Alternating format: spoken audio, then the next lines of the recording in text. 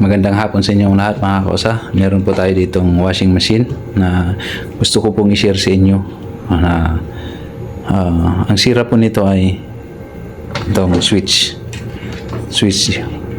So, bakit nasisira ang switch?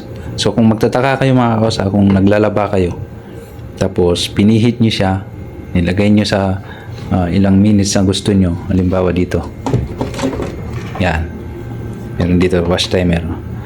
Kung nilagay nyo sa 15, 12 o kahit anong gusto nyong minutes na gusto nyo, at halimbawa nagamit nyo na ng ilang taon o kaya buwan, tapos tumigil, hindi na, pag pinihit nyo na at ayaw nang umikot ito, so ang una nyong i-check, tingnan nyo yung siyempre tingnan nyo yung fan belt, baka maluwag na, hindi na umikot, at maralaman nyo naman kung umuugong yung motor ng wash motor nyo.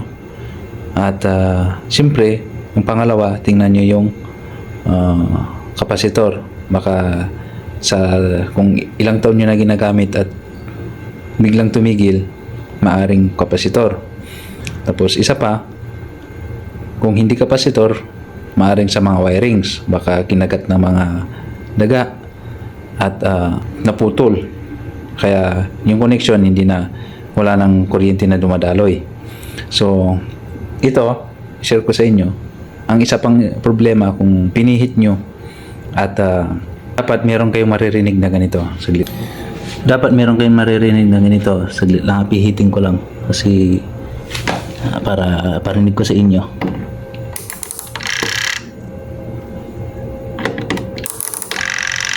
Yan. Dapat meron kayo naririnig na ganyan. So, siyempre, kung may takip yan, hindi nyo makikita yon, yung umiikot na yon. Basta, ang importante, meron kayong maririnig na ganyan, ugong na ganyan, lumalagitik. Yan. So, kung wala kayong naririnig na ganyan, mga kausa, ay malamang ang sira niyan ay switch. Ano ang nalalaman sa loob ng switch? Anong nilalaman? So, kung makikita nyo dito mga kausa, ay meron siyang mga gear. Yun. Meron siyang mga gear. Yan.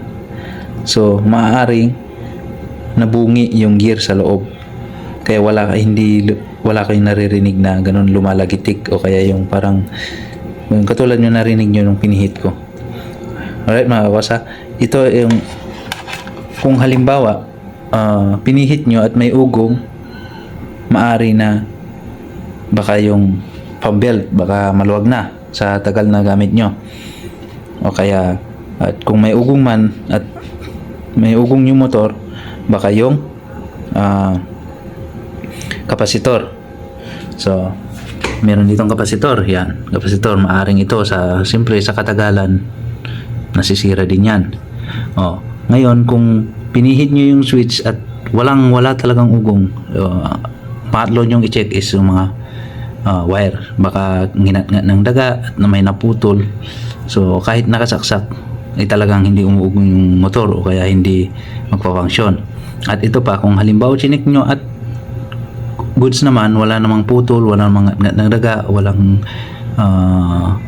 nang ibang problema, goods yung kapasitor at goods yung mga wirings, ito na yung sinasabi ko. Ito, sira yung switch nyo. Bakit? Dahil baka nabungi. So ang tanong, bakit, paano nasisira ang switch ng wash timer ng washing machine? Yun po ay kung lagi nyong pinipihit, kapag pinihit nyo po ito tapos nainip kayo, halimbawa nilagay nyo sa 15 minutes, halimbawa nilagay nyo yan sa 15 minutes.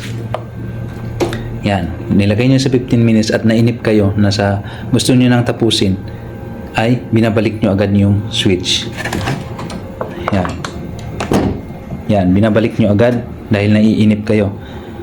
So wag nyong ibabalik agad yung switch. Kapag pinihit nyo yan sa 15 at nainip kayo, hayaan nyo na lang. Kunin nyo na lang yung laman ng yung nilalabahan nyo ng mga damit, hayaan nyo siyang iikot. Huwag nyong papatayin na ganun dahil hayaan yung kusa siyang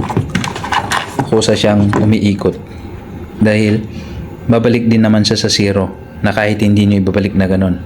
So yan ang tandaan nyo na huwag nyong pihitin ng 12 minutes, 15 minutes, 9 minutes tapos pag nainip kayo ibabalik nyo ganyan dahil nasisira yung gear sa loob. So tingnan nyo to, pakita ko sa inyo, ito yung saksakan niya. So tinanggal ko yung switch, tinanggal ko yung saksakan at pipihitin ko to. Papakita ko sa inyo na kahit hindi nakasaksak ay umiikot siya, kaya hayaan nyo na lang. Yun, di ba? Nakabunot tayo sa saksakan. Ayan yan.